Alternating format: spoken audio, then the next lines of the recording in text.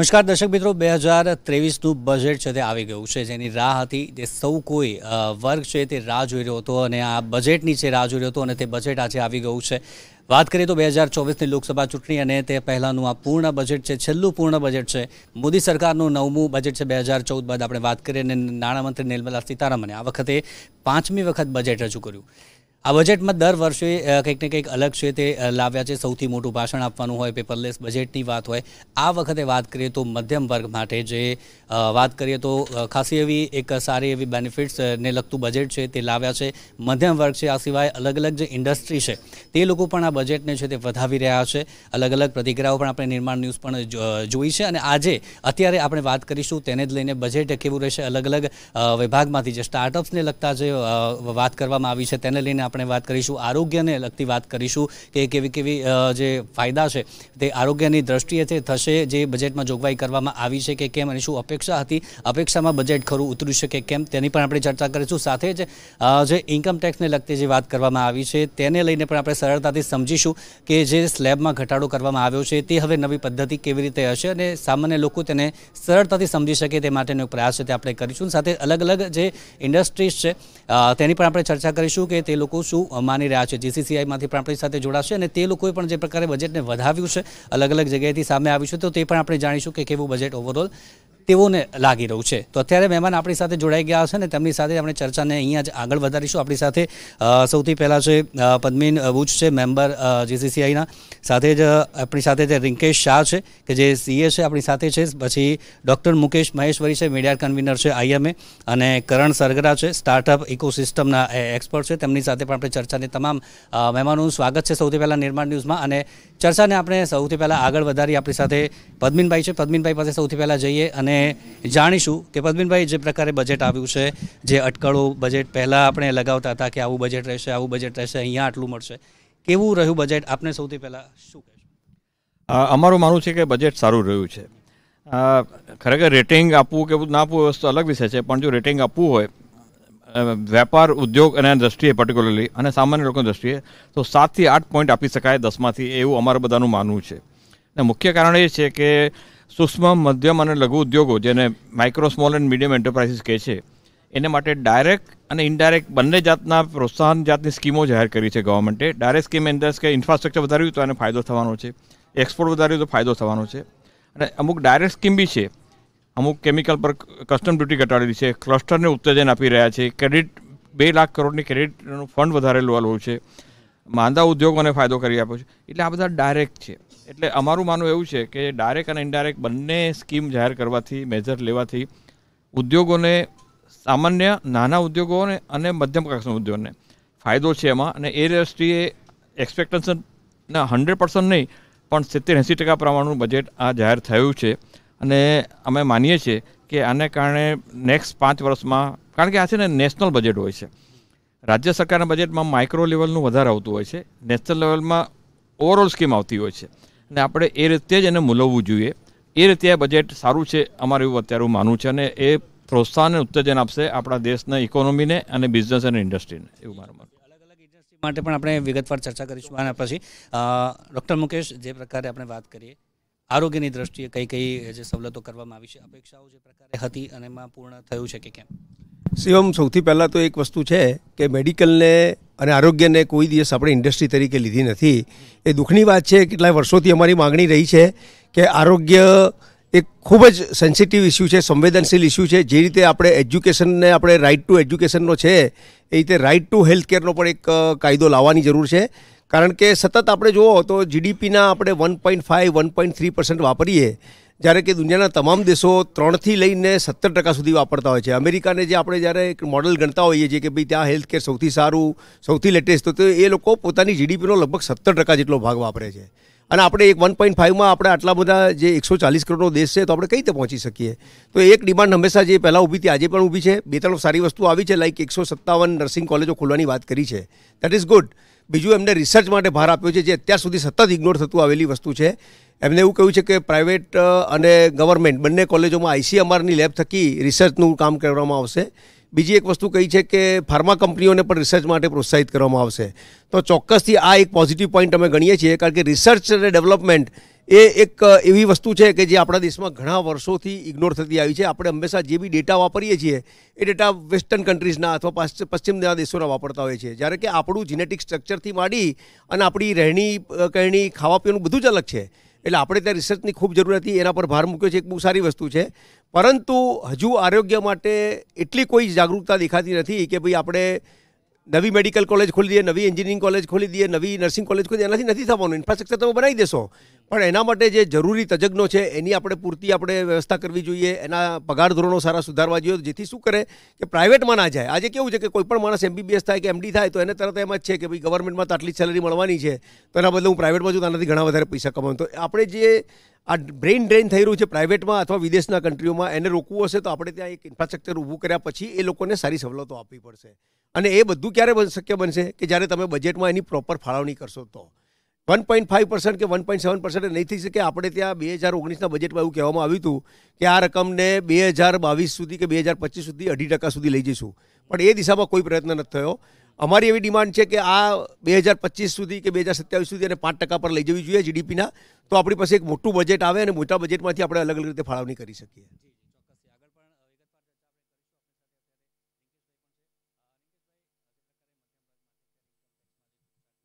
જોગવાઈ હતી, જે અટકળો હતી કે ભાઈ આવું થાય તો સારું છે, અને એમાં 5 લાખથી ઘટાડીને અમે 3 લાખ કરવામાં આવ્યા છે. કઈ રીતના ફાયદા સામાન્ય વર્ગને આમાં થશે? જો સૌથી પહેલાં તો બજેટ સાંભળ્યા ત્યારે ઘણું બધું સારું લાગ્યું, પરંતુ એને એક ડિટેલમાં સમજવાની જરૂર છે. 5 લાખથી 3 લાખ કે 2.5 લાખથી 3 લાખની વાત છે, એને આપણે વ્યવસ્થિત સમજવાની જરૂર છે. પહેલાં તો આજની તારીખે 2 ટેક્સ સ્લેબ છે. એક ટેક્સ સ્લેબ છે જેમાં તમને 1.5 લાખની આવક બાદ કર્યા, 1.5 લાખની ઇન્વેસ્ટમેન્ટ બાદ કર્યા પછી તમને ટેક્સ લાગે છે. અને બીજો જે ટેક્સ સ્લેબ છે એમાં તમને, જેને ન્યૂ રિજીમ કહેવાય છે, એમાં તમને 1.5 લાખનું ઇન્વેસ્ટમેન્ટ બાદ નથી મળતું, ડાયરેક્ટલી ટેક્સ બાદ મળે છે. જે બજેટમાં ચેન્જ કર્યો છે એ જૂના સ્લેબમાં ચેન્જ નથી કર્યો. જે 5%, 20% અને 30% વાળો સ્લેબ છે એમાં કોઈ ચેન્જ નથી કર્યો. જે ચેન્જ કર્યો છે નવા ટેક્સ રિઝીમમાં કર્યો છે.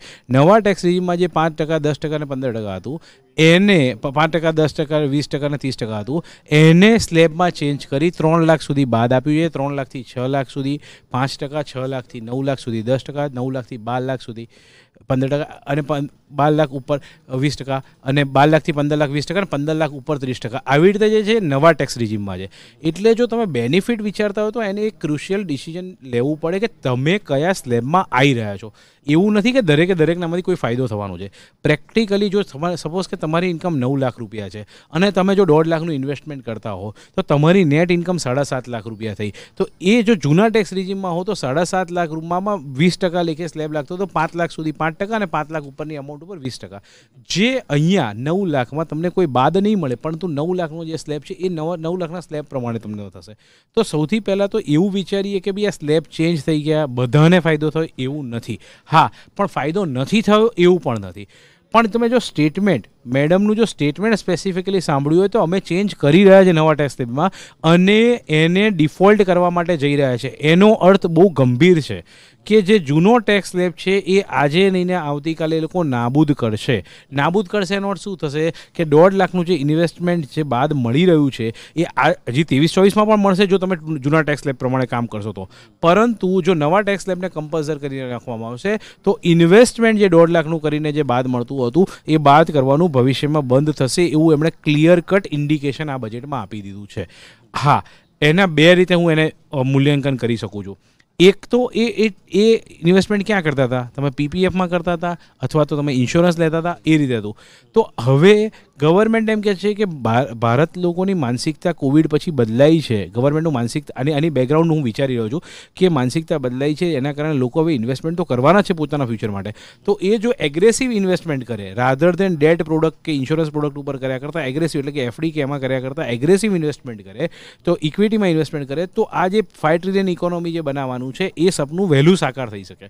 તો ઇનડાયરેક્ટ મેથડ એ છે કે લોકો માર્કેટમાં વધારે ઇન્વેસ્ટ કરે compare to the traditional investment. આ એક ગવર્મેન્ટ ડાયરેક્ટલી તો નથી કરી પણ ઇનડાયરેક્ટલી ગવર્મેન્ટ મેસેજ એક આપી રહી છે પબ્લિકને. આ એક ખૂબ જ વિચારવા જેવી વાત છે. અને જો તમે મને એમ કહેતા હો કે ઓવરઓલ બજેટ કેવું રહ્યું ટેક્સ બેનિફિટમાં, તો ઘણું સારું છે. અને જો એક ખાસ ટેક્સ સ્લેબ કરતાં હું બીજો એક પોઈન્ટ પણ તમને કહું, MSMEના એંગલથી. MSMEના એંગલથી બુચ સાહેબે પણ વાત કરી, સારી કરી, પણ એમાં એક બીજો એક પણ આવ્યો છે સુધારો, એ 2 કરોડ સુધી જો તમારું ટર્નઓવર હતું તો તમને લમસમમાં જવા મળતું હતું, જે વધારીને 3 કરોડ કર્યું. પ્રોફેશનલ માટે 50 લાખ હતું, જે 75 લાખ કર્યું. એનો ફાયદો શું છે? હા, પણ એમાં કેશ તમારી રિસિપ્ટ 5% વધારે ના હોવી જોઈએ. તો એનો ફાયદો શું છે કે ભાઈ સપોઝ તમે 8% ડિક્લેર કરવાનું થાય છે તો તમે 3 કરોડના 8% ડિક્લેર કરીને તમે એને ટેક્સ ઇન્કમમાં લઈ જઈ શકો છો. તો તમે એમાં ઓડિટમાંથી બચી શકો છો. એક MSMEને એક ફાયદો કરી આપ્યો છે. બીજો બહુ જ મહત્વપૂર્ણ ફાયદો, પણ એનું પ્રેક્ટિકલ ઇમ્પ્લિકેશન કેવી રીતે થશે અને અમારા ચાર્ટર્ડ એકાઉન્ટન્ટને ઘણી તકલીફ પડવાની છે, એવો એક છે કે જો તમારા કોઈ વેન્ડર, સમજવા જેવી વાત છે, તમારા વેન્ડર MSME છે અને તમે જો પેમેન્ટ નથી કર્યું એને, એટલે કે તમારે 2 મહિનાની પેમેન્ટ સાયકલ છે, 3 મહિનાની પેમેન્ટ સાયકલ છે, પણ જો માર્ચની બેલેન્સ શીટ પતે ત્યાં સુધીમાં જો તમે પેમેન્ટ નથી કર્યું તો એ ખર્ચો તમને બાદ નહીં મળે. એટલે તમારે શું કરવું પડશે? ભાઈ જાન્યુઆરી, ફેબ્રુઆરી, માર્ચમાં જેટલું પણ પરચેસ કર્યું છે, નાનું મોટું જે પણ MSME પાસેથી, એનો હિસાબ તમારે 31 માર્ચે ચૂકતે કરી દેવો પડશે. અધરવાઇઝ તમને એ ખર્ચા તરીકે બાદ નહીં મળે. આ પ્રાઇમા ફેસી ડિસ્કશનથી છે. આના ઉપર તમે 2-3 દિવસમાં વધારે ક્લેરિફિકેશન પણ ગવર્મેન્ટ પાસેથી એક્સપેક્ટ કરી શકો છો કે એમાં શું કહેવા માગે છે, એ ક્લેરિફિકેશન આવશે. આપણે જે પ્રકારે 1.5 લાખની જે લિમિટની હમણાં વાત કરી કે તેમાં વિચારી રહ્યા હતા, જે અગાઉ પણ વાત કરી છે અમુક લોકો જોડે, કે એમાં કંઈક વધારો મળે તો સામાન્ય પબ્લિકને એમાં ફાયદો થાય કે નુકસાન થાય, એના વિશે વિચારવા જરૂર હતી કે કેમ? એટલે ગવર્મેન્ટે એક્સપેક્ટેશન આપણું હતું કે 1.5 લાખની જગ્યાએ 2 લાખ કે 2.5 લાખ કરવું જોઈએ, પણ એ બાજુ તો વિચારવાની જગ્યાએ સ્પષ્ટ કહી દીધું કે જૂના ટેક્સ રિજીમને ભૂલવાની તૈયારી રાખજો, અમે નવા ટેક્સ રિજીમ પાસે જ જઈશું. એનો અર્થ કે તમને 1.5 લાખ જે બાદ મળે છે એ કદાચ 23-24માં મળે, 24-25માં કદાચ ના પણ મળે. અને એવું પણ વિચારી શકો કે કદાચ 24-25 ઇલેક્શનના હિસાબે હાફ યરલી બજેટ જેવું છે, તો એક વખત ગવર્મેન્ટ ફરીથી આવ્યા પછી એ જે હું એવું એક્સપેક્ટ કરું છું, મારા પર્સનલ ઇન્ટ્યુશન છે, પણ જુલાઈ 2024નું જે બજેટ આવશે, જે નવી ગવર્મેન્ટ આવ્યા પછી, એમાં આ 1.5 લાખનું ઇન્વેસ્ટમેન્ટ વાઇપ ઓફ થવાના ચાન્સીસ ઘણા છે. એટલે એ કારણ કે ગવર્મેન્ટે જે ઇન્ડિકેશન આપ્યું કે અમે ન્યૂ ટેક્સ રિજીમને ડિફોલ્ટ બનાવવા જઈ રહ્યા છે, તમે મેડમનું સ્ટેટમેન્ટ ફરીથી બી સાંભળજો, એ સ્ટેટમેન્ટ ખૂબ જ ગંભીર છે અને એની ફ્યુચર ઇમ્પ્લિકેશન ઘણી વધારે થવાની છે. હવે આપણે વાત કરીએ જે પ્રકારે સ્ટાર્ટઅપને લગતું આ જે સરકાર છે, સ્ટાર્ટઅપ પર ઘણું મહત્ત્વ છે તે આપી રહી છે, અને અત્યારે યુવાઓની પણ વાત કરીએ તો સ્ટાર્ટઅપ ઘણી રીતે આગળ આવી રહ્યા છે, અને તેને જ લઈને સરકાર પણ અલગ અલગ જોગવાઈઓ છે તે કરતી હોય છે.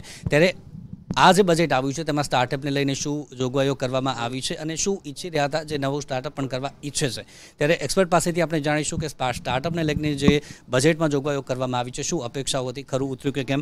કરણભાઈ, શું અપેક્ષાઓ હતી અને આ બજેટ આવ્યું છે, કેવી રીતનું બજેટ જોઈ રહ્યા છો? હવે સ્ટાર્ટઅપ ઇકોસિસ્ટમમાં જ્યાં જેટલા બી સર્વે થયા છે તો આપણે બધાને ધ્યાનમાં છે કે સ્ટાર્ટઅપ ઇકોસિસ્ટમ એટલે એક બૂમિંગ સેક્ટર છે, અને સ્ટાર્ટઅપ એક બહુ વાઇબ્રન્ટ શબ્દ દેશભરમાં થઈ રહ્યો છે. તો વર્લ્ડમાં 3rd લાર્જેસ્ટ સ્ટાર્ટઅપ ઇકોસિસ્ટમ એ ભારત છે. આપણું હિન્દુસ્તાનમાં પહેલાં આપણે યુનિકોર્ન, આજથી 2016 પહેલાં જોઈએ તો સ્ટાર્ટઅપ યુનિકોર્ન એ વર્ડ આપણા ત્યાં બહુ સાંભળવા અથવા બહુ ઓછા લોકોના માઇન્ડમાં હતું. આજે 100+ યુનિકોર્ન ભારતમાંથી નીકળ્યા છે, એટલે એક બહુ મોટી ઇમ્પેક્ટફુલી વાત છે અને બધાએ બહુ સારી રીતે સમજવા જેવી વાત છે. હવે એના અંદર બે વસ્તુ બહુ ડિટેલમાં જઈ રહ્યા છે. અત્યારે વર્લ્ડમાં આ જે 23-24નું જે બજેટ હશે ને, એમાં ભારતમાં બધાને બહુ મોટી સ્ટાર્ટઅપોની અપેક્ષા હશે, બિકોઝ ઓફ ધ ઇન્ડસ્ટ્રીનું જે પ્રકારે ચેન્જીસ આવી રહ્યું છે. અત્યારે માઇક્રોસોફ્ટ, ગૂગલ્સ, આ બધા લોકો કહી રહ્યા છે કે ઘણા બધા એમ્પ્લોયને નિકાલે. આવા બધા રોજ ડેલી એક નવા ન્યૂઝ આપણે સાંભળતા હોય, તો સ્ટાર્ટઅપ્સ માટે બી એક બહુ મોટું આ ચેલેન્જ છે કે હવે એના બજેટમાં શું હોવું જોઈએ, રાઈટ? આ બજેટમાં સૌથી મોટો અગર બહાર આપવામાં આવ્યો છે તો 2 સેક્ટર માટે જે ખરેખર બહુ જરૂરી ભૂમિ ઇન્ડસ્ટ્રી છે. એક છે ફિનટેક અને એક છે એગટેક. ફિનટેકમાં ઘણા બધા આજકાલના ઇન્વેસ્ટરો, સૌથી વધારે લાસ્ટ યરમાં અગર ફંડિંગ તમે જોવા દઈએ તો ફોનપેમાં, એટલે ફિનાન્સ એન્ડ ટેકનોલોજીમાં ઇન્વેસ્ટમેન્ટ થયું. આજના બજેટમાં એક સૌથી ઇમ્પેક્ટફુલી વસ્તુ એવી રહી કે આપણા બજેટના અંદર એગ્રીકલ્ચર એટલે એગટેક સ્ટાર્ટઅપોને એગ્રીકલ્ચરને પ્રોત્સાહન આપવામાં આવે છે. એગ્રીકલ્ચરના જે સોલ્યુશન, એગ્રીકલ્ચરની જે સમસ્યાઓ ઉપર કામ કરતા સ્ટાર્ટઅપ હશે એના ઉપર એને માટેનું એક્સેલરેટર પ્રોગ્રામ, એના માટેના ઘણા બધા સપોર્ટ સિસ્ટમ આ નવા બજેટમાં છે. ઓવરઓલ ધ સ્ટાર્ટઅપ ઇકોસિસ્ટમ માટે બજેટ ઘણું સારું છે. એવા વિગતવાર ડિટેલમાં હજી એકવાર જોવાનું રહ્યું. જી, ચોક્કસથી. તો અલગ અલગ આપણે સેક્ટર વાઇઝ પણ વાત કરીશું. હમણાં MSMEને લઈને પણ વાત કરી રિંકેશભાઈ. હવે MSMEને લઈને જે અપેક્ષાઓ હતી અને આમાં જે પ્રકારે વાતો કરવામાં આવી છે, તો એને લઈને શું કહેવું છે, તે પણ આપણે જાણીશું. પદ્મિનભાઈ, MSMEને લગતું હમણાં નિકેશભાઈએ પણ વાત કરી કે કયા કયા ફેરફાર કરવામાં આવે છે આ વખતે. શું કહેશો MSMEમાં કયા કયા ફેરફાર અને શું ફાયદા એના દ્વારા થશે? MSMEના ફાયદામાં મુખ્યત્વે જે ડાયરેક્ટ ફાયદાઓ છે એમાં એ છે કે એ લોકોએ ક્લસ્ટર સ્કીમને ખરેખર પ્રોત્સાહન આપવાનું વાત કર્યું છે. આપણે જાણીએ છીએ કે ક્લસ્ટર સ્કીમ એ શું છે કે 10 કે 15 એક જ જાતના યુનિટો ભેગા થઈને કામ કરે. આજે હું એક નાનું યુનિટ હોઉં તો મને મારું ક્રિટિકલ રો મટીરિયલ મને મોંઘું પડે, ટેકનોલોજી લાવી મોંઘી પડે. અમે જો 10 જણા ભેગા મળીને કામ કરીએ, મોરલેસ સેમ પ્રકારના યુનિટ હોય તો અમને એ ટેકનોલોજી અને રો મટીરિયલ સસ્તા પડે. એટલે ક્લસ્ટર કે જૂથ એક જાતનું એને ઉત્તેજન, ક્લસ્ટર સ્કીમ નવી નથી પણ એને પ્રોત્સાહન આપવાની વાત કરી છે. એક વસ્તુ અગત્યની છે.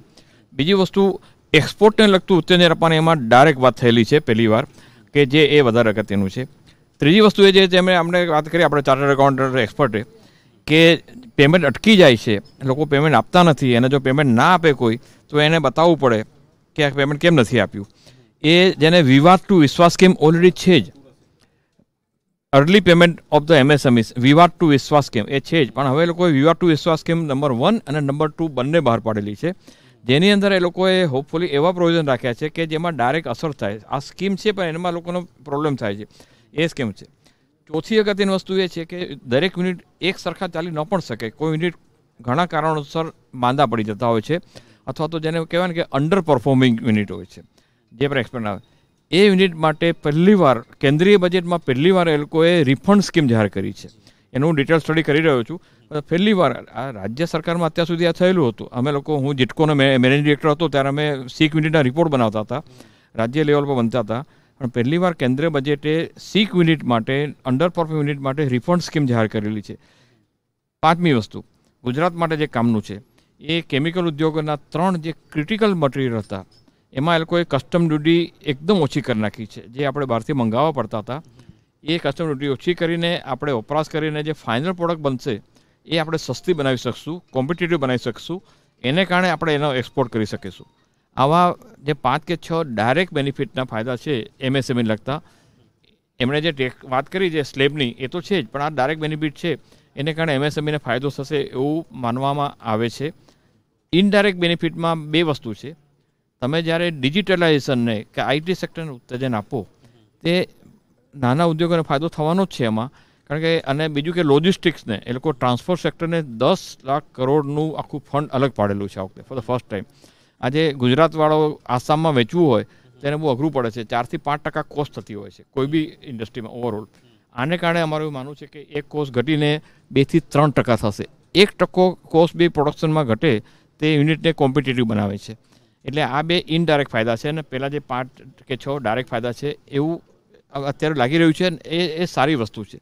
2-3 વસ્તુ એવી હતી કે જે અમારા એક્સપેક્ટેશન પ્રમાણે નથી થઈ. ટાઈમ હશે તો એની વાત કરીશ, અથવા પછી વાત કરીશ. પણ અમારા એક્સપેક્ટેશન હતા 1-2 વસ્તુ કે જે એ લોકો કરી શક્યા હોત, કદાચ હવે કરે બી ખરા, પણ હજી આમાં જે જાહેર કરવામાં આવ્યા નથી એ લોકો. એની પણ વાત આપણે કરીશું, આગળ કરીશું કે કઈ કઈ અપેક્ષાઓ હતી અને અપેક્ષાઓ છે તે પૂરી નથી થઈ અને આગળ થશે કે કેમ. મુકેશભાઈ, આપણે વાત કરીએ બજેટમાં જે પ્રકારે આપણે વાત કરી કે 1.5% કે 2% જેટલું અત્યારે વાપરવામાં આવ્યું છે, પરંતુ એવું કહેવામાં આવે છે કે જેટલું પૂર્ણ બજેટ હોય છે તેના અમુક ટકા જેટલું બજેટ સ્પેશિયલી આરોગ્યમાં અને શિક્ષણમાં ફાળવાતું હોય છે. અને અત્યારે આપણે વાત કરીએ, આપે જે પ્રકારે વાત કરી કે 1.7% જેટલું જ વાપરવામાં આવ્યું છે. કઈ કઈ પરિસ્થિતિઓ છે ત્યારે આરોગ્યના લેવલે આપણા દેશમાં અત્યારે વાત કરીએ તો તેને સુધારવાની જરૂર છે, અને બજેટ છે તે 5% કે 8% જેટલું આખા બજેટનું હોવું જોઈએ, તો કરવું જોઈએ. કઈ કઈ જેવી સ્થિતિઓ છે આપણા આરોગ્યમાં જોઈએ?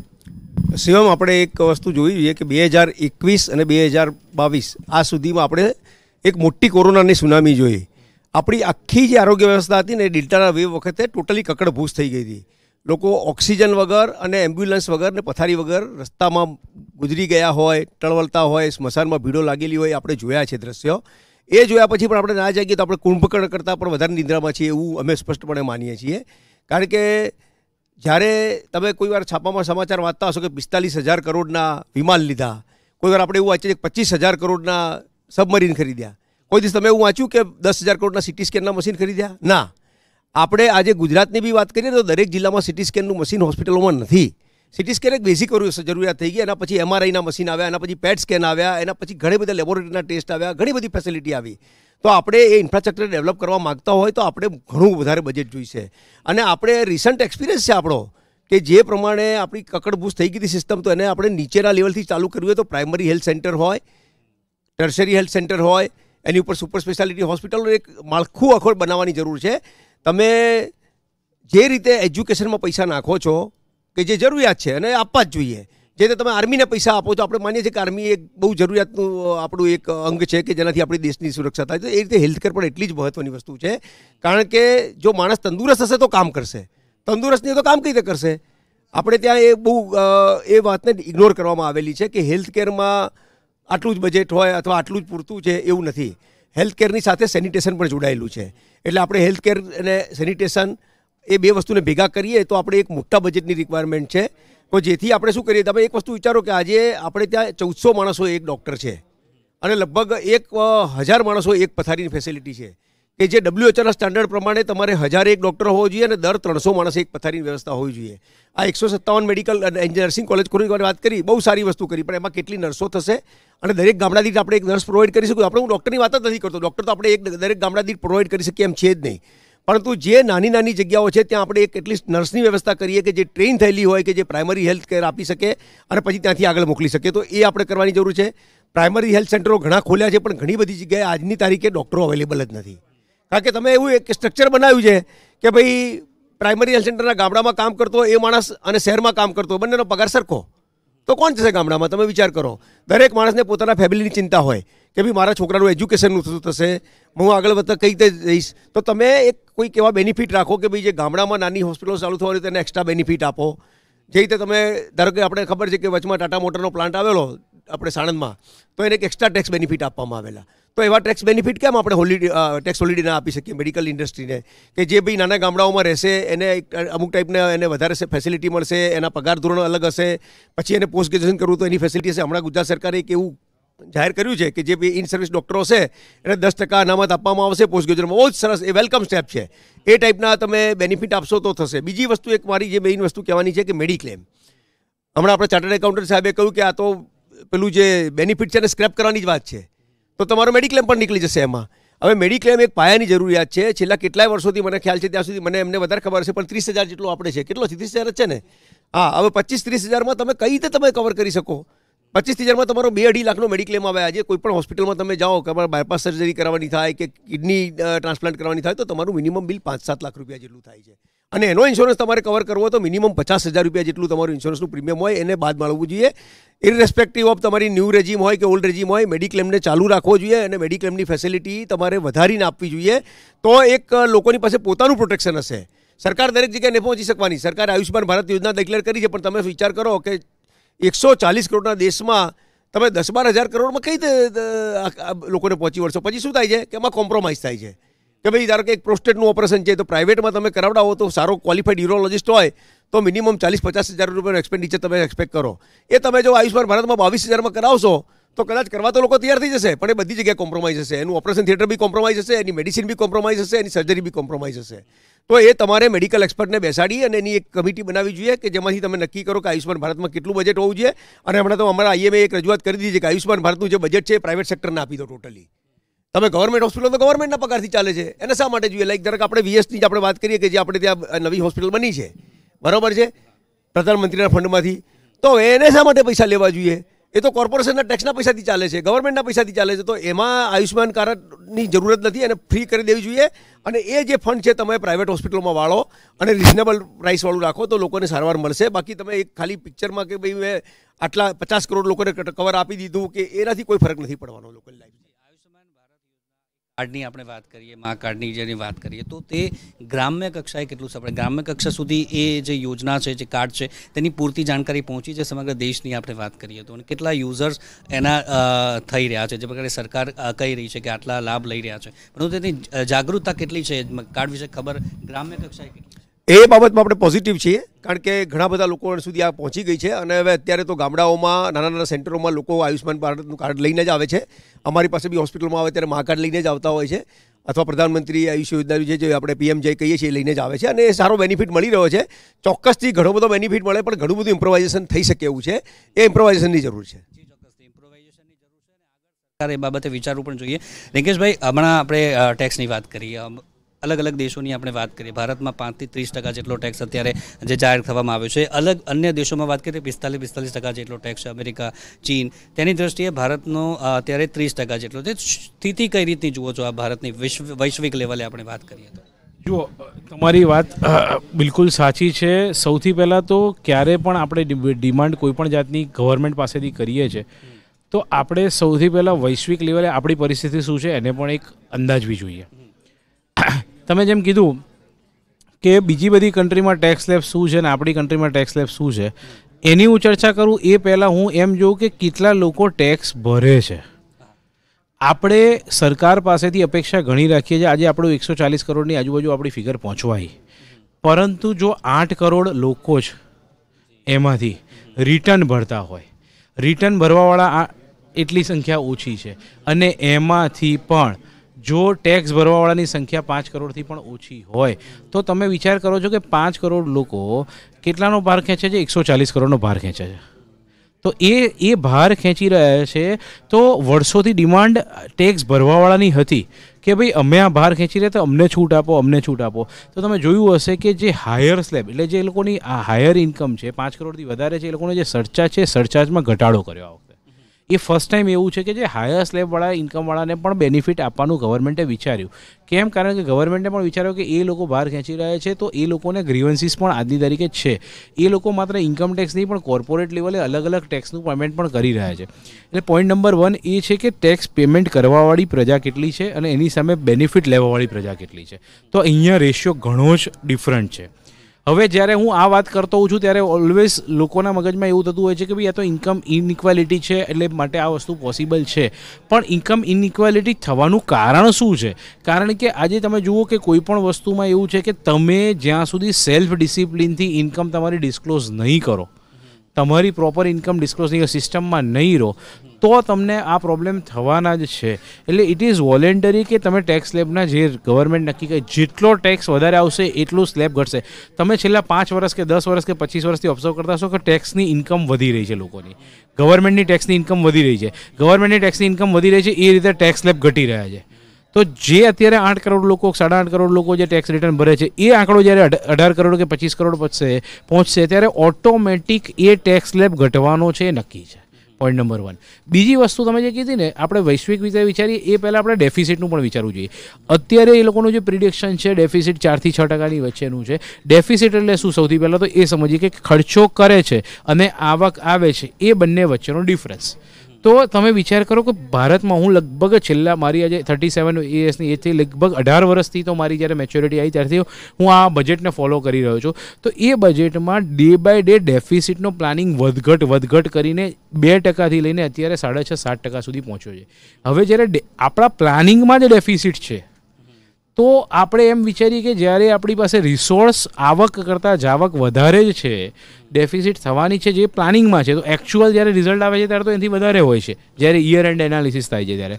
તો આપણે એને ઓછી કરવા માટે બીજી વસ્તુ તમે ગઈકાલે પરમ દિવસે અને આજે બી તમે જો ન્યૂઝમાં બરોબર સમજ્યા હો, બજેટ સ્પીચમાં સમજ્યા હોય કે ગઈકાલે સર્વેમાં સમજ્યા હોય તો ફોરેક્સનો ઇસ્યુ છે. આપણી પાસે ફોરેક્સની જે રિઝર્વ છે એ વધારવા માટે ગવર્મેન્ટ સ્ટેપ લેવાની છે એવું ગઈકાલના અંદાજપત્રમાં પણ ઇશારો હતો અને આજે એ પ્રમાણે ઇમ્પ્લિમેન્ટેશન પણ થયું. કેમ? કારણ કે રૂપિયાની વેલ્યુ ડાઉન થવાની છે એવું ગવર્મેન્ટે પહેલેથી ઇન્ડિકેશન આપ્યું હતું. એમાં રૂપિયાની વેલ્યુ ઘટી રહી છે એવું નહીં, પરંતુ ડોલર મજબૂત થઈ રહ્યો છે માટે રૂપિયાની વેલ્યુ ઘટી રહી છે. આવું 6 મહિના પહેલાં મેડમે પણ કીધું હતું. એનું રીઝન એ છે કે જ્યારે આપણે ગ્લોબલ લેવલે કન્ઝમ્પશન કન્ટ્રીમાં છે તો આપણે ડેવલપિંગ નેશન તરીકે છે ને કન્ઝમ્પશન કન્ટ્રીમાં છે. જ્યારે કન્ઝમ્પશન કન્ટ્રી છે ત્યારે આપણું ઇમ્પોર્ટ વધારે છે. આજની સ્પીચ જોશો ને ત્યારે તમને આઈડિયા બી આવશે સ્પીચમાં કે આપણું ઇમ્પોર્ટ એક્સપોર્ટ કરતાં વધારે છે. બટ નેચરલ છે ઇમ્પોર્ટ એક્સપોર્ટ કરતાં વધારે હોય તો ફોરેન કરન્સી આપણે ડે બાય ડે ઘટવાની છે. તો એ આ વધે એના માટેના સ્ટેપ્સ લેવા જોઈએ. હવે તમારા ફરીથી મુદ્દા ઉપર આવું તો કે ભાઈ બીજી બધી કન્ટ્રીના કમ્પેરિઝનમાં આપણા ટેક્સ સ્લેબ ખરેખર ઘણા ઓછા છે. હું પોતે યુએસનું કામ કરું છું, યુએસમાં લોકોની કંપની સેટઅપ કરાવું છું, ટેક્સ લોકોને ત્યાં યુએસમાં ભરાવડાવું છું. આઈ નો કે યુએસમાં ટેક્સ સ્લેબ ઘણો 37-40% સુધી સ્લેબ રેટ છે. એની કમ્પેરિઝનમાં ઇન્ડિયામાં ઘણો ઓછો ટેક્સ સ્લેબ છે as far as businessman is concern or as far as individual જે માણસો કહીએ એ ઇન્ડિવિજ્યુઅલ પર્સનમાં પણ એ ટેક્સ સ્લેબ ઘણો ઓછો છે. ઇન્ડિયામાં તમારી પાસે HUF ને એ બધા પણ રસ્તા છે જેના કારણે તમે ટેક્સ પ્લાનિંગ કરી શકો, જે બીજી ફોરેન કન્ટ્રીમાં પોસિબલ નથી. એટલે ડેવલપ કન્ટ્રીમાં વધારે પ્રોબ્લેમ છે. હા, પણ ફાયદો શું છે કે ડેવલપ કન્ટ્રીમાં ટેક્સ પેયર વધારે છે, જ્યારે આપણે ડેવલપિંગ કન્ટ્રીમાં ઇન્ડિયામાં ટેક્સ પેયર ઓછા છે, ટેક્સનો બેનિફિટ લેવાવાળા વધારે છે, અને બેનિફિટ લેવાવાળા અને ટેક્સ ભરવાવાળા બંનેને એવું છે કે સરકાર અમારા માટે કંઈ કરતી નથી. એ પ્રેક્ટિકલી વાત ખોટી છે. કારણ કે પ્રેક્ટિકલી જ્યારે તમે વિચારો ત્યારે એક ડેફિસિટ એનાલિસિસ ગવર્મેન્ટના એંગલથી વિચારો તો તિજોરીમાં પૈસા હશે ત્યારે એ સ્પેન્ડ કરશે. તમે જ્યારે સિસ્ટમમાં નહીં રહો તો એ કેવી રીતે પોસિબલ છે કે ગવર્મેન્ટ સ્પેન્ડિંગ સારું કરી શકે? તો ઓવરઓલ સિસ્ટમમાં રહેવા માટે દરેક જણાએ પોતાનું કોન્ટ્રીબ્યુશન કરવું જ રહ્યું. જી ચોક્કસથી તમામે કોન્ટ્રીબ્યુશન કરવું જોઈએ, ટેક્સ પેયર્સ વધે. અને જે પ્રકારે હમણાં વાત કરી કે ટેક્સ જે ઇન્કમ વધી રહી છે તેમ આ સ્લેબ છે તે ઓછા થઈ રહ્યા છે, જેમ વધશે તેમ સ્લેબ ઓછા થવાની સંભાવના પણ છે. એટલે જ આટલા વર્ષો બાદ આ ટેક્સ સ્લેબમાં જે ફેરફાર છે તે કરવામાં આવ્યો છે. હવે વાત કરીએ સ્ટાર્ટઅપની વાત કરીએ. કરણભાઈ, સ્ટાર્ટઅપને લઈને અત્યારે વાત કરીએ તો કેવી સ્થિતિ હાલ જોવામાં આવી રહી છે? જે પ્રકારે નરેન્દ્ર મોદી સરકાર કહી રહી છે કે સ્ટાર્ટઅપને પ્રોત્સાહન છે તે આપી રહ્યા છે, તો પહેલાની સ્થિતિ આપણે વાત કરીએ ને અત્યારે જે પ્રકારની સરકાર કાર્ય કરી રહી છે સ્ટાર્ટઅપને લઈને, આજે પણ વાત કરી જે પ્રકારે જે કૃષિને લઈને જે સ્ટાર્ટઅપ નવી જે બહાર પડી છે તેને લઈને શું કહેશો?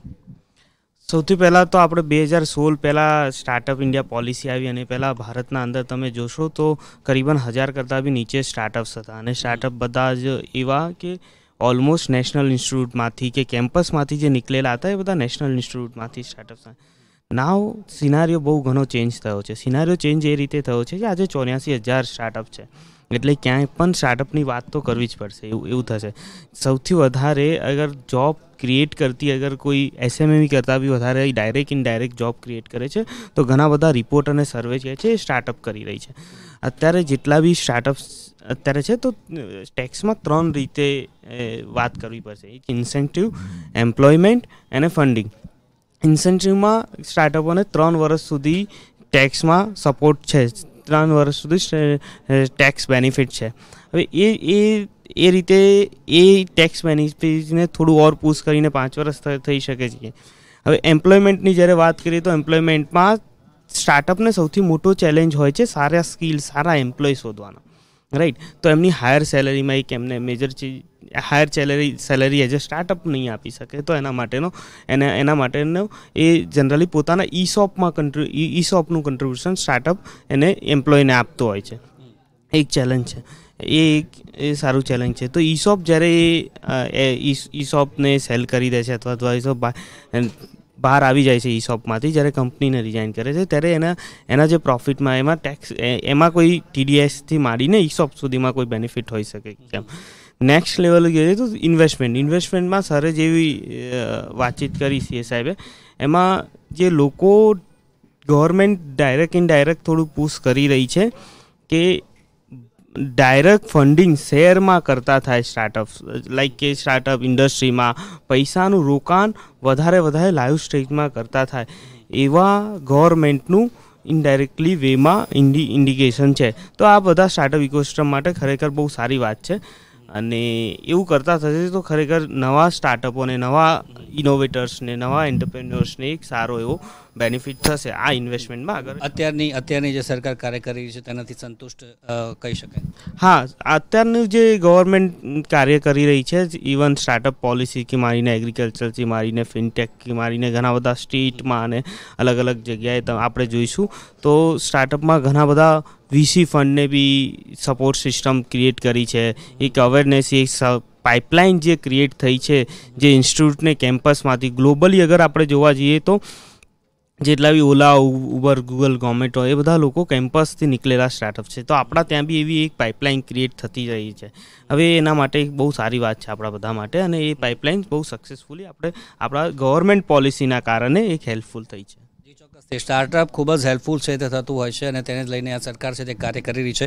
મુકેશભાઈ, આરોગ્યની દ્રષ્ટિએ અત્યારે વાત કરીએ, નવી હોસ્પિટલો બનાવવાની વાત આવે છે, સમગ્ર દેશની આપણે વાત કરીએ તો તેને લઈને શું આમાં જોગવાઈ કરવી જોઈતી હતી? જે અપેક્ષા હતી તેને લઈને કે નવી હોસ્પિટલો આટલી બનાવવામાં આવશે, અને 157 જે નવી નર્સિંગ કોલેજોની વાત આવે છે, એના સિવાય કઈ અપેક્ષાઓ હતી અને પૂરી નથી થઈ? આપણે છેલ્લા કે જે 5-7 વર્ષમાં ઘણી બધી મેડિકલ કોલેજ ઊભી કરી છે, અત્યારે કદાચ એ આંકડો લગભગ 577 જેટલો છે અને 90,000થી વધારે MBBSની સીટો છે. એટલે એ રીતે આપણે પાસે પૂરતું છે. એટલે હવે એની સંખ્યા વધારવાના બદલે એની ક્વોલિટી પર આપણે ધ્યાન આપવાની જરૂર છે. છેલ્લા 20 વર્ષથી હું સતત જોઈ રહ્યો છું કે મેડિકલ એજ્યુકેશનનું સ્તર નીચે જઈ રહ્યું છે. ઇન્ટરનેશનલી આપણા ડાક્ટરો આખી દુનિયામાં ફેમસ હતા. તમે USA જાઓ, UK જાઓ, ઓસ્ટ્રેલિયા જાઓ તો તમને ભારતીય ડૉક્ટરનો ડંકો હંમેશા દેખાતો. એ ટાઈપનું આપણું એજ્યુકેશનનું લેવલ હતું, એ નીચે જઈ રહ્યું છે. એનું એક જ સિમ્પલ રીઝન છે કે આપણે મેડિકલ કોલેજો ઘણી ખોલી નાખી, સંખ્યા ખૂબ વધારી દીધી, પણ એની સામે જે ટીચર્સ છે આપણી પાસે નથી. અને એ ટીચર્સને આપવા માટે આપણી પાસે પૈસા નથી. તમે જુઓ તો મેડિકલ કોલેજમાં ઇન્સ્પેક્શન આવે તો એક કોલેજમાંથી બીજી કોલેજમાં ટ્રાન્સફર ને બીજી કોલેજમાંથી ત્રીજી કોલેજમાં transfer. That is not the way. તમારે એ પ્રમાણે જેટલી તમારી મેડિકલની સીટો છે એ પ્રમાણે તમારી ટીચર્સની જોગવાઈ કરવી પડે, એ પ્રમાણે તમારી લેબોરેટરીઝ બનાવવી પડે, એ પ્રમાણે તમારી ટ્રેનિંગની વ્યવસ્થા કરવી પડે. એટલે એ એક આપણે ત્યાં લેકિંગ છે. એટલે હવે સીટો વધારવાની કોઈ જરૂર નથી, પણ જે સીટો છે એના પર ક્વોલિટી એજ્યુકેશન થાય એ જરૂરી છે. અને બીજો એક પોઈન્ટ છે જે મારે કહેવું છે એ મેડિકલ ટુરિઝમ. સરકાર છેલ્લા કેટલા વર્ષથી કહી રહી છે કે મેડિકલ ટુરિઝમમાં આપણે ઘણી બધી ઇન્કમ આપણે લાવી શકીએ એમ છીએ. જે પ્રમાણે આપણા ચાર્ટર્ડ એકાઉન્ટન્ટ સાહેબે કહ્યું કે ફોરેક્સ હંમેશા ઇમ્પોર્ટન્ટ હોય છે. હું પણ એવું માનું છું ફોરેક્સ ઇમ્પોર્ટન્ટ છે. તો આપણે મેડિકલ ટુરિઝમ થકી એ પૈસાને આપણા દેશમાં લાવી શકીએ એમ છીએ. કારણ કે આપણે ત્યાં એટલું મોટું ઇન્ફ્રાસ્ટ્રક્ચર છે, આપણે ત્યાં એટલી બધી કોલેજીસ છે, એટલા બધા ડૉક્ટર્સ છે. તો એ પ્રમોટ કરવું હોય તો આપણે સારી ક્વોલિટીની હોસ્પિટલ્સ બનાવવી પડશે જેનામાં વર્લ્ડ ક્લાસ તમારી પાસે ફેસિલિટી હોય. લાઈક હવે આપણા દેશમાં આપણે અમદાવાદમાં બી જોઈએ તો મોટી મોટી સરસ સરસ હોસ્પિટલો ખુલી રહી છે. એ પ્રમાણે દેશમાં અલગ અલગ જગ્યાએ આપણે હોસ્પિટલ બનાવવી પડશે અને એ પ્રમાણે એને આપણે માર્કેટ કરવું પડશે દુનિયામાં. કારણ કે આપણે ત્યાં સારવાર આજની તારીખે બી બીજા કન્ટ્રીઝની જોઈએ તો આપણે ખૂબ સસ્તી છે. તમે અમેરિકામાં ધારો કે કદાચ એક હું એક્ઝામ્પલ આપું કે એપેન્ડિક્સનું ઓપરેશન કરાવો તો તમારે કદાચ 2.5-3 લાખ રૂપિયાનો ખર્ચો થાય, જે આપણે ત્યાં 25-30 હજારમાં પતી જાય છે. દાંતની સારવાર જુઓ તો ત્યાં દાંતની સારવારમાં લાખો રૂપિયાના બિલ આવતા હોય, આપણે અહીંયા હજારોમાં આવતા હોય છે. તો એ આપણે એ ડ્રેઇનને આપણે ત્યાં ડ્રાઇવર્ટ કરી શકીએ. ઘણા બધા આફ્રિકન કન્ટ્રીઝમાંથી આપણે ત્યાં પેશન્ટ આવે છે, પછી દુનિયાભરમાંથી લાવીએ ને તો આપણે ખાસી બધી એક ફોરેક્સ નવું આપણે ઇન્ડિયામાં ભેગું કરી શકીએ, એવું આપણે કરી શકીએ. એટલે મેડિકલ એજ્યુકેશન અને મેડિકલ ટુરિઝમ આ બે વસ્તુ પર સરકારે ભાર મૂકવાની જરૂર છે. એ ખૂબ મહત્વની વાત છે તે કરી છે અને આગળ હવે સરકાર છે તે આરોગ્ય લેવલે શું કરે છે તે પણ એક જોવાનું રહેશે. આ વર્ષમાં જે નવી જોગવાઈઓ કરવામાં આવી છે અને તેના સિવાય શું કાર્યો કરવામાં આવે છે તે પણ મહત્વપૂર્ણ રહેશે. વદીનભાઈ, જે MSMEની વાત કરી, આપણે હમણાં વાત કરી હતી કે કઈ અપેક્ષાઓ હતી પણ એ પૂરી ન થઈ, તે વાત પણ અન્ય એ તો વાત છે, એનો તો જવાબ અને સાથે જ બીજી અન્ય ઇન્ડસ્ટ્રીઝની આપણે વાત કરીએ તો તેમાં કઈ રીતના ફાયદા છે કે નુકસાન છે, જે પ્રકારની અપેક્ષાઓ હતી? ટેક્સટાઇલ, ફાર્માસ્યુટિકલ અને કેમિકલ એમાં આ બજેટમાં એ લોકો થોડું વધારે ભાર આપેલો છે અને ગુજરાતનો એનો ફાયદો છે કારણ કે આ ત્રણેય ઇન્ડસ્ટ્રીમાં ગુજરાત અગ્રેસર છે. ફાર્માસ્યુટિકલ ઇન્ડિયાના 35% પ્રોડક્શન ગુજરાતમાં થાય છે, 60% પ્રોડક્શન કેમિકલ ઇન્ડિયાનું ગુજરાતમાં થાય છે અને ટેક્સટાઇલ તો ઓલરેડી આપણો બેઝ છે જ પહેલેથી. એટલે આ ત્રણ ઇન્ડસ્ટ્રી પર જોક આપવામાં આવ્યો છે. અને ડાયમંડ ઇન્ડસ્ટ્રીમાં તમે જોયું હશે કે ડાયમંડ ઇન્ડસ્ટ્રીને ખાસ આમાં પ્રોત્સાહન આપવામાં આવ્યું છે. એટલે આ 4 ઇન્ડસ્ટ્રી એવી છે કે જે ફોર્ચ્યુનેટલી એ ગુજરાતમાં આપણે સારું છે અને 4 ઇન્ડસ્ટ્રીમાં બજેટમાં સમાવેશ આવ્યો છે. સો એ એક સારી વસ્તુ છે. જે હું અપેક્ષાઓ જે વાત કરતો હતો કે કદાચ થઈ શકી હોત એટલે કદાચ ભવિષ્યમાં થાય બી ખરી, એમાં પહેલી વસ્તુ એ છે કે આપણે જાણીએ છીએ કે કેટલા વખતથી આ યુક્રેન વોર ચાલે છે, રશિયા યુક્રેન વોર, અને યુરોપમાં રિસર્ચ પણ ચાલે છે. એને કારણે આપણા ઘણા લઘુ અને મધ્યમ કક્ષાના ઉદ્યોગકારો જે એક્સપોર્ટ કરે છે એનું ત્યાં પૈસા રોકાઈ ગયા. જેમ ઇન્ડિયામાં પૈસા રોકાઈ જાય એવી રીતે ત્યાં રોકાઈ ગયા છે. અમે ત્યાં માટે તો આપણે કોઈ ડાયરેક્ટ હેલ્પ કરી શકીએ નહીં. અને આજે એક નાનું ઉદ્યોગ હોય એના 50 લાખ રૂપિયા બી 6 મહિના માટે રોકાઈ જાય તો સારો એવો અને અસર પડતી હોય છે. એટલે અપેક્ષા એવી હતી કે કેન્દ્ર સરકાર, કારણ કે આ કેન્દ્ર સરકારના પહેલાં લક્ષ્યમાં આવે છે, પર્સપેક્ટિવમાં આવે છે, કેન્દ્ર સરકાર આના માટે કોઈક જાતની સ્કીમ જાહેર કરે જેને અમે નર્સિંગ સ્કીમ કહેવા માગતા હોય છે કે 50 લાખ રૂપિયા અટકાઈ ગયા, પહેલાં આ રોકાઈ ગયા તો એને માટે કંઈક ઇન બિટવીન એને ફાઇનાન્સ આપી શકે એક્સપોર્ટ ક્રેડિટ જેવું. એ આમાં થઈ શકી નથી. એ કર્યો તો સારું થાત, કારણ કે આ વસ્તુ છે કે હમણાં ઊભી થયેલી છે. આ કે 5 વર્ષ પહેલાં નહોતું પણ છેલ્લા 2 વર્ષમાં થઈ છે અને કદાચ લાંબુ બી ચાલે. એટલે એક અપેક્ષાથી થઈ નથી. બીજી અપેક્ષા હતી કે 2020માં જ્યારે કેન્દ્ર સરકારે MSMEની નવી ડેફિનેશન જાહેર કરી, જેમાં ટર્નઓવર આધારે જાહેર કરી. એ લોકોએ પહેલાં ઇન્વેસ્ટમેન્ટ ઇન મશીનરી જાહેર કરતા હતા, પછી એ લોકોએ ટર્નઓવર આધાર કરી કે માઇક્રો આને કહેવાય, મીડિયમ આને કહેવાય, સ્મોલ આને કહેવાય. એમાં 250 કરોડ સુધીના યુનિટને એ લોકોએ સ્મોલ સ્કેલ ઇન્ડસ્ટ્રી ગણી લીધી છે. હવે 250 કરોડ એ ટર્નઓવર નાનું ઓછું ના કહેવાય. ત્યારે જ એમાં કહેવામાં આવ્યું હતું કે તમે આ જરા લિમિટ જરા ઓછી કરો તો ખરેખર નાના ઉદ્યોગોની ડેફિનેશન સાચી કહેવાય અને એનો ફાયદો મળે છે. આમાં શું છે, અત્યારે ડિવાઈડ થઈ જાય છે. જે કેન્દ્ર સરકાર સ્કીમ જાહેર કરે છે ફાઇનાન્સને લગતી, એ વહેંચાઈ જાય છે. એટલે અમે કીધું કે આને જરા તમે ફરીથી એમાં ધ્યાનમાં લો અને વિચારો તો સારું પડે. ટ્રેડર્સને, વ્યાપારી વર્ગને બી એ લોકોએ MSME ગણી દીધા, એને કારણે બી બહુ વ્યાપ વધી ગયો. એટલે આની એક્સપેક્ટ એવી હતી કે કદાચ એ કરશે તો કોન્સન્ટ્રેટેડ લાભ મળી રહે. એટલે એ આ બે વસ્તુ થઈ નથી. અને ત્રીજી વસ્તુ હતી એ કે એમ્પ્લોયમેન્ટ. છેલ્લું બજેટ હતું જે આગલું બજેટ, એમાં એમ્પ્લોયમેન્ટને રોજગારીને બહુ મહત્વ આપવામાં આવ્યું હતું. આમાં એ લોકોએ સ્પેસિફિક આપ્યું કે ટુરિઝમ સેક્ટરને પ્રોત્સાહન આપ્યું તો રોજગારી વધશે. સ્ટાર્ટઅપ, એગ્રીકલ્ચર સ્ટાર્ટઅપ કીધું તો થોડી રોજગારી વધશે. પણ એમ્પ્લોયમેન્ટ માટે એવી જે ડાયરેક્ટ મેજર સ્કીમ જાહેર નથી કરી. આજે ઇન્ડસ્ટ્રીને શું પ્રોબ્લેમ છે, જોઈતા લોકો મળતા નથી, બીજી સામે ઘણા લોકો બેરોજગાર બેઠા છે.